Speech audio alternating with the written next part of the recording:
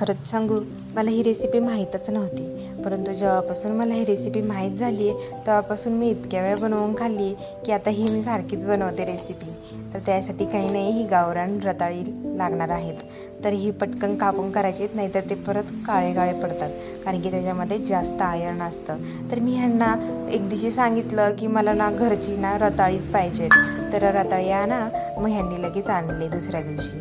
आणि त्याच्यामध्ये मी थोडीशी चटणी, थोडीशी मीठ आणि थोडं हलकं हळद टाकून मी हे मिक्स केलं आहे आणि त्याच्यामध्ये थोडंसं तेलही टाकलेलं आहे. तर आता इथे काय करायचं आहे, साईडला थोडा बारीक रवा घ्यायचा आहे आणि त्याच्यामध्ये कवरअप करून हे मी पॅनमध्ये टाकणार आहे. तर बघा, पॅनमध्ये आपल्याला टाकताना थोडंसं तेल गरम झालं की लगेच टाकायचं आहे.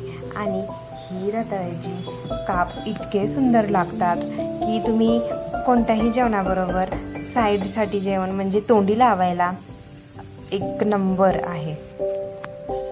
अगदी 5 मिनिटात बनणारी ही रेसिपी आहे.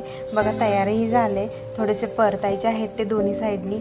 आणि आपण हे कशाबरोबरही खाऊ शकतो अथवा असेच खाऊ शकतो आपण. तर मी देवाला नैवेद्य दाखवते आणि पटकन खायला स्टार्ट करते. तुम्ही पण नक्की ट्राय करा.